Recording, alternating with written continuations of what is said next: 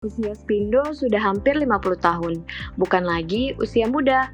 Tapi, perusahaan produsen pipa baja nasional itu sudah sadar yang dihadapi adalah kaum milenial. Gara-gara itulah, Spindo memutuskan buka penjualan di e-commerce. Spindo benar-benar melakukannya. Ya, benar, punya official store di pusat perbelanjaan online. Terdengar nggak umum sih, tapi it's cool. Daripada penasaran, kita lanjut simak obrolan lanjutan Om Vin dengan Chief Strategy and Business Development Officer Spindo, Johannes W. Edward.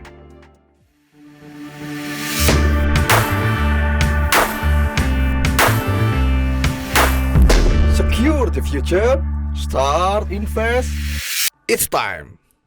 Oke Pak, jadi kita melihat bahwa produk-produk Spindo kan juga sangat beragam di berbagai sektor ya, segmennya ya. Ada untuk konstruksi, kemudian otomotif, kemudian furniture, dan rumah tangga mungkin household segala macam ya.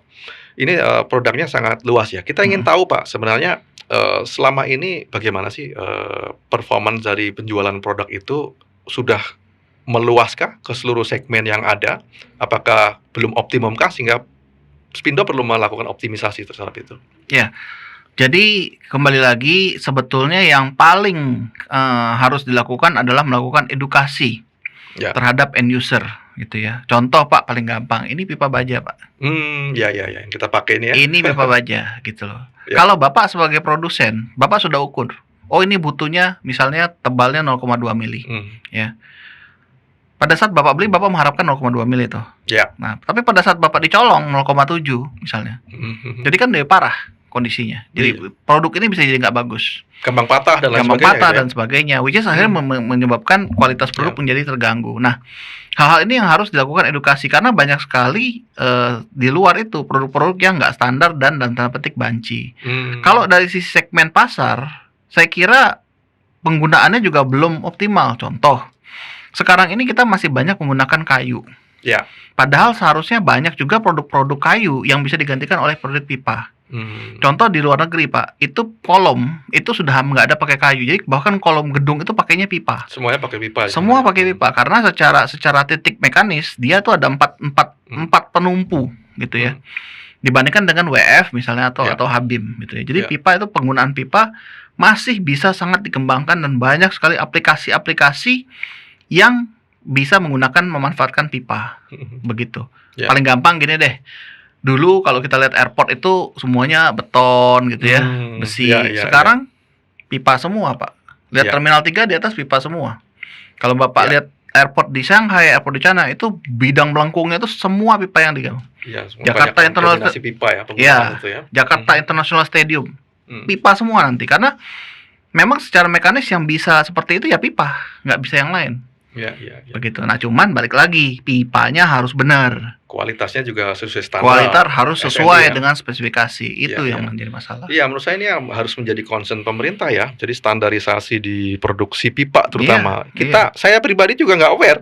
Jangan-jangan saya beli pipa ukurannya, ketebalannya katakanlah 10 mili, dikasihnya mungkin 0,7 dan lain sebagainya. Kita kan juga nggak ukur juga. Tapi itu kan berbahaya juga Pak. Kalau misalnya kita gunakan untuk untuk kepentingan rumah tangga atau plafon rumah cepat rusak dan lain sebagainya. Nah, Pak kita melihat bahwa Spindo sudah banyak melakukan aktivitas misalnya ekspansi bisnis, ya, pengembangan usaha dan lain sebagainya. Kira-kira dalam 5 tahun ke depan, Pak, atau mungkin 10 tahun, apakah strategi korporasi yang akan dilakukan, Pak? Ya, kita ingin mendengar dari Bapak. Ini akan menjadi penentu nih sebagai investment thesis ya. Terutama bagi investor, bagi masyarakat nih. Jadi memang kalau yang pertama kita lihat secara global, secara makro bahwa potensi Indonesia atas baja, produk-produk baja dan secara khusus pipa ini masih sangat tinggi. Kita lihat secara per kapita penggunaan baja per kapita kita masih di level 60 kilo per kapita. Jauh dibandingkan Singapura. Kalau rata-rata dunia berapa Pak? Rata-rata dunia itu kalau nggak salah sekitar 400 kilo, tapi kalau itu kan termasuk Afrika dan sebagainya ya. Kita lihat yang paling dekat aja Singapura itu sudah 1.300. Korea Selatan itu kalau nggak salah sudah 2.000 kalau nggak salah.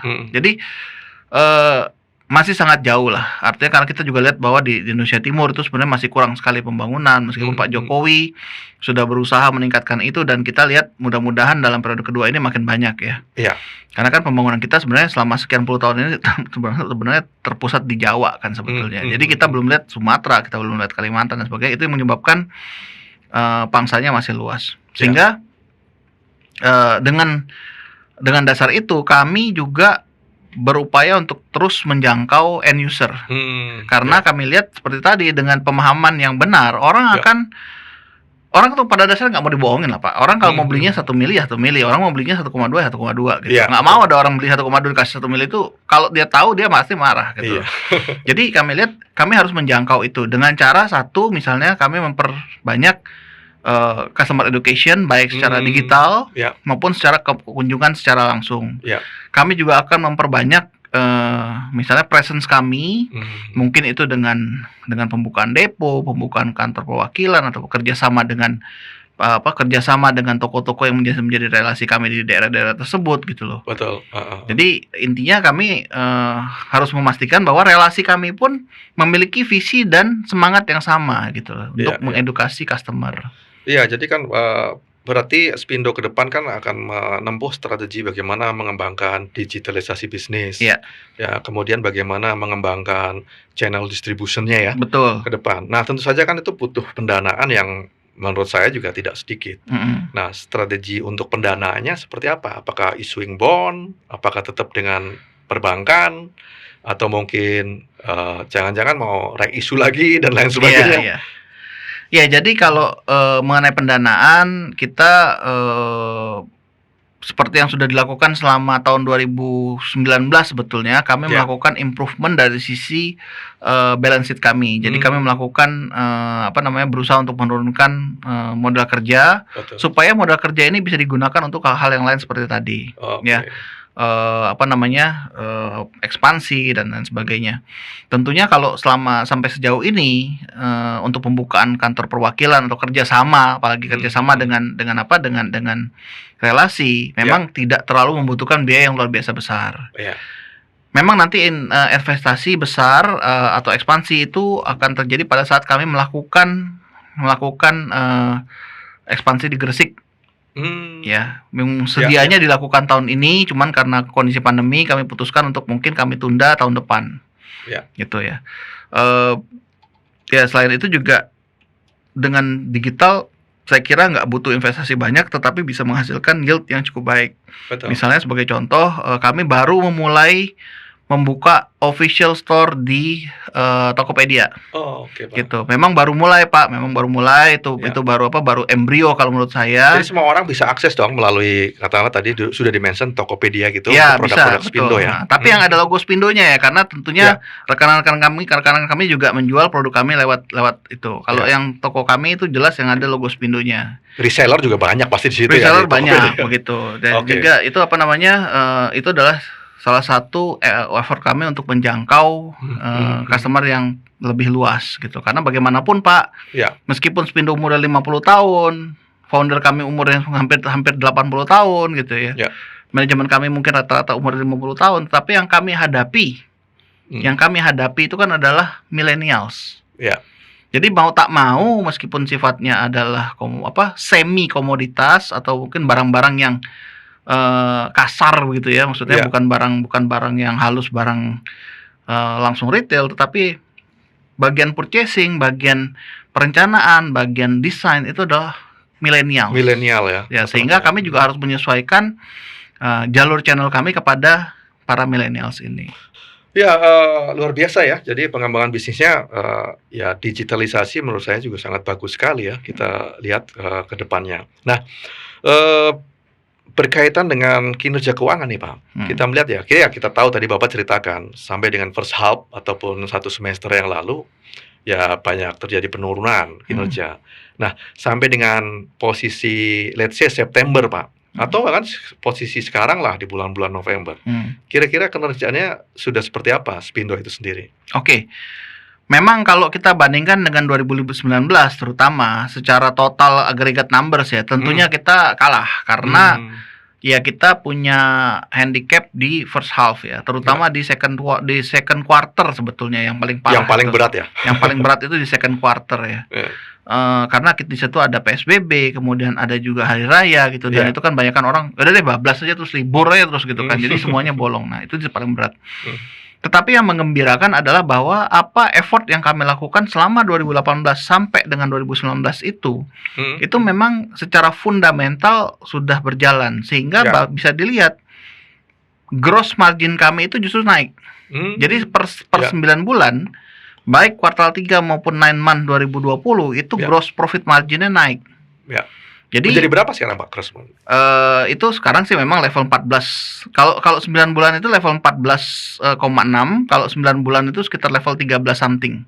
Jadi itu sudah sama, bahkan sedikit lebih tinggi daripada periode 9 bulan 2019 dan third quarter 2019. Jadi dari situ kita lihat bahwa sebenarnya memang ya gak cuma gara-gara first half ini aja nih begitu loh. If first half-nya nggak berantakan begini, boleh dibilang ya saya yakin sekali bahwa kondisinya so much different gitu. Kalau targetnya sampai akhir tahun ini kira-kira gimana? Bapak melihat ada perbaikan yang sangat signifikan kah? Karena kan kita lihat semuanya bahwa semua berekspektasi di fourth quarter ya, terutama sudah terjadi pembalikan arah yang signifikan lah. Jadi kita sih tetap untuk mencapai 2019 secara realistis mungkin kita bilang berat ya, karena 2019 itu kan 185, sementara saat ini kita baru di posisi sekitar level per 9 bulan itu adalah sekitar 60-an miliar, 60 miliar kurang lebih lah. Ya, menjadi untuk melipat dua itu mungkin boleh dibilang cukup berat. Tetapi yang kami lakukan sekarang adalah berusaha untuk mendekatkan angka itu dengan kondisi 2009. Nah, ini ada dua hal. Dari sisi operasional, kedua yang mendukung pada saat ini kita lihat adalah kurs. Karena kurs juga sebenarnya memainkan peranan yang cukup signifikan. Karena posisinya begini, sebetulnya Pak, harga baja itu natural hedge.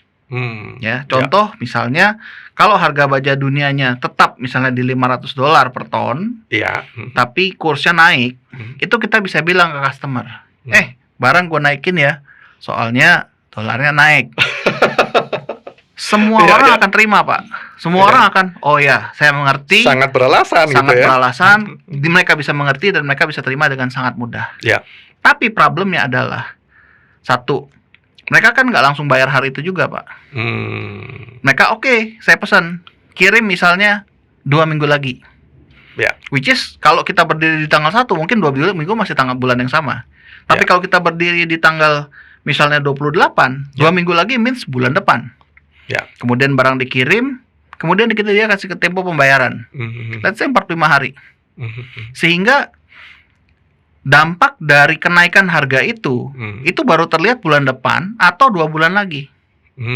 Betul ya? Sementara ada delay beberapa bulan gitu ya. Iya, sementara kurs pada akhir bulan itu sudah dipatok, jebret sekian. Wah, rugi kurs nih. Padahal enggak, itu kita sudah tabung untuk 2 atau 3 bulan ke depan. Seperti itu. Nah, itu yang lag ini yang memang kadang-kadang harus dijelaskan, karena orang selalu bilang, oh ini mah ada gimana selisih kurs segala macam. Ya nggak mungkin, kecuali kita semuanya main cash basis gitu loh. Beli sekarang, bayar sekarang. Nah itu bisa gitu. Tapi kan nggak mungkin, apalagi proyek pemerintah. Apalagi proyek, sifatnya proyek, bisa pembayaran 6 bulan. Gitu loh. Ya kan? Sudah kita price in, tetapi pencatatannya belum terjadi. Dari sisi production cost, tentunya kan Spindo sedikit diuntungkan. Karena kan lokal konten yang tadi ya pemasok dari Krakatau Steel mungkin sekitar 40%, 50% dari total. Itu paling nggak kan sudah membuat bahwa pengaruh ataupun risiko kurs itu menjadi turun. Nah, ini sebenarnya seperti apa yang bisa dilakukan Spindo dalam konteks memberikan harga terbaik mungkin bagi para klien-kliennya? Apakah nanti akan tetap dengan strategi tersebut? Oh, ini kurs lagi naik nih, jadi harga naik. Apakah bisa bilang bahwa Anda lebih transparan kepada konsumen-konsumen Anda? Oh, ini karena kita lokal kontennya banyak, tidak terlalu terekspos dengan risiko nilai tukar, maka kita lebih stabil harganya. Iya, betul sekali. Iya, betul sekali Pak. Jadi Memang sejak 2019 pertengahan sebetulnya memang kita sudah bertarget atau bertekad untuk mendukung gitu ya. Jadi kita cobalah kita beli dari lokal lebih banyak. Karena sebetulnya secara jujur bisa dikatakan bahwa penggunaan lokal konten itu buat kami juga sebenarnya positif. Kenapa? Kalau impor Pak, itu dia jalanin aja tuh 2 bulan. 1 bulan lebih sedikit lah. Ya. Sehingga visibility kami terhadap demand itu harus lebih panjang. Kedua, kapal itu jalan di laut, Pak. Kalau ada topan, ada apa? Ada resiko lah ya. Mereka berhenti dulu gitu loh. Transportasi. Mereka berhenti dulu. Tenggelam sih kagak, tapi mereka berhenti dulu gitu loh. Minggir dulu biar nggak kena tahu. Nah, ini kan delay. Sehingga kami juga harus punya buffer stok yang lebih tinggi. Tapi pada saat kita bicara lokal, apalagi dengan komitmen dari misalnya produsen-produsen kami yang dalam tanda petik makin bisa diandalkan, itu akan jadi lebih pendek, 2 minggu misalnya. Itu atau 1 minggu itu. Ya. Kami lebih gampang mengatur inventorinya, itu yang pertama. Yang kedua, dengan kami melakukan ekspansi dari lokal konten, lokal raw material seperti Bapak bilang tadi, kami juga bisa membalance dampak kurs tadi lebih baik. Maka seperti juga yang diinginkan oleh semua pelaku bisnis, kami bisa memberikan stabilitas harga yang lebih baik. Begitu. Jadi secara umum, secara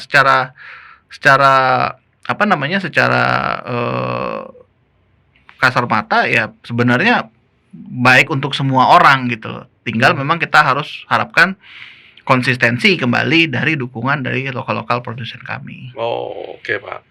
Pak Yo, kita melihat kan ya Spindo sudah berjalan hampir 50 tahun ya, sudah bagus survive ya. Jadi at any condition lah yang memburuk itu sudah dilewati dengan sangat bagus. Nah, kira-kira menurut Pak Yo sendiri dalam 5 sampai ya mungkin 50 tahun ke depan, Spindo itu menurut Bapak nih ya, menurut Bapak sebagai Chief Strategist dan Business Development, ini Spindo itu harus seperti apa ke depannya untuk ke arah lebih konstruktif, lebih meningkat bisnisnya dan lebih memberikan value added? Ya. Tentunya untuk ini ada hal yang bisa saya sampaikan, ada yang enggak ya. Tapi yang bisa saya sampaikan mungkin dalam 5 tahun ke depan, kami sudah mentargetkan bahwa Spindo ini akan menjadi company yang mungkin size-nya 2 atau 3 kali lipat dari sekarang. Tentunya dengan cara-cara yang ya sebut saja normal business action atau yang mungkin yang unorganic. Ya, jadi ada itu. 2 ya, ada organik maupun unorganic strategi ya. Ada M&A di sana dan lain sebagainya. Ya, saya belum bisa bilang begitu, tapi tentunya secara umum untuk mencapai hal-hal itu tentunya akan ada action-action yang akan kami pertimbangkan lah dan kami rencanakan begitu. Iya. Nah, kaitannya dengan kinerja keuangan, saya juga membaca sih laporan keuangannya ya, dengan ekuitas kurang lebih sekitar 3 triliun. Dan debt-nya outstanding mungkin sekitar 2,5 triliun ya Pak? Iya, kurang lebih begitu.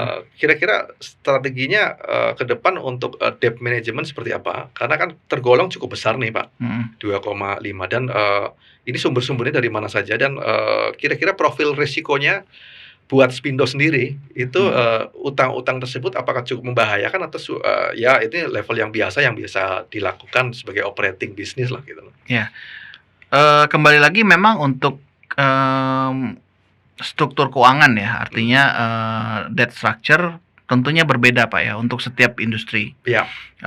Misalnya debt equity ratio misalnya, kalau bank misalnya kan 8-10 kali itu kan sangat amat biasa begitu kan. Betul. Tapi kalau untuk kita 1,5 kali aja udah deg-degan begitu kan. Gitu. Jadi memang untuk industri kami kebutuhan modal kerja yang besar ini memang sebuah kelaziman, artinya karena memang sifatnya capital intensif ya. Itu yang pertama. Yang kedua dari sisi debt, memang kita lihat kalau kita lihat tarik misalnya laporan keuangan Spindo katakan 5 tahun ke belakang atau bahkan 10 tahun ke belakang, memang senantiasa akan ada kebutuhan modal kerja. Dan memang selama ini kami memiliki relasi yang sangat baik dengan bank-bank kami, terutama BCA. Jadi BCA juga sangat membantu kami, memberikan kami cost of fund yang sangat menarik, begitu ya. Sehingga kami bisa bekerja dengan lebih tenang. Ke depan kami lihat bahwa support bank ini masih cukup baik. Jadi kami sampai saat ini belum ada kekhawatiran atau belum ada concern yang terlalu besar mengenai refinancing issue. Karena sifatnya memang modal kerja, jadi every revolving. Namun demikian, kami juga melihat bahwa harus ada improvement. Artinya kan di segala sisi itu pasti ada yang namanya improvement. Ya. Sehingga kami juga harus mengimprove misalnya struktur modal kerja kami yang selama ini bisa nggak dengan modal kerja yang sama kita meningkatkan penjualan misalnya sampai 1,5 kali atau 2 kali lipat gitu. Nah ini yang memang karena size-nya yang cukup signifikan itu nggak bisa kita nggak bisa kita kurangin atau nggak bisa kita papas demikian rupa gitu. Misalnya contoh inventory-nya ketinggian gitu. Oh ya udah oke, bulan depan nggak usah beli barang ya. Nggak bisa juga gitu loh. Karena kan kita itu ada sekitar mungkin 300 item of raw material, Pak. Ya. Kelihatannya simpel, pipa baja. Tapi kalau dilihat tuh ada 300 item lebih. Berbeda lebar, berbeda ketebalan, berbeda jenis, berbeda coating, Pak. Tadi kita cuma bicara masalah tebal. Coatingnya aja udah beda-beda. Iya. Begitu. Ya, luar biasa sekali diskusi dengan Pak Yo. Pak Yo, terima kasih banyak nih ya, sudah sharing diskusi tentang prospek apa yang dilakukan, rencana bisnis Spindo ke depan ya. Dan kita bicara mengenai outlook makro dan outlook industri di masa yang akan datang ya. Nah, kami mengucapkan terima kasih. Semoga Pak Yo sebagai personal ya, sebagai Chief Strategist bisa sukses menjalankan aktivitas bisnisnya. Dan terutama buat Spindo. Spindo 5 tahun, 50 tahun ke depan menjadi perusahaan yang sangat-sangat maju dan bernilai tambah tinggi. Baik, rekan-rekan investasi, teman Om Vin semua, demikianlah obrolan Om Vin dengan Pak Yohanes Wahyudi Edward sebagai Chief Strategist dan Business Development dari Spindo. Sangat menarik ya. Dan semoga itu bisa menjadi inspirasi buat teman-teman semuanya, apalagi teman-teman yang investor untuk saham Spindo dengan kode ISSP. Kita dengarkan tadi ya, 5 tahun ke depan masih ada rencana organik, anorganik yang nanti akan bisa memberikan nilai tambah. Dia akan double market cap-nya dalam 5 tahun ke depan. Mudah-mudahan itu semuanya bisa menjadi inspirasi buat Anda untuk consider investment thesis dari Spindo ataupun ISSP. Oke, jangan lupa terus invest.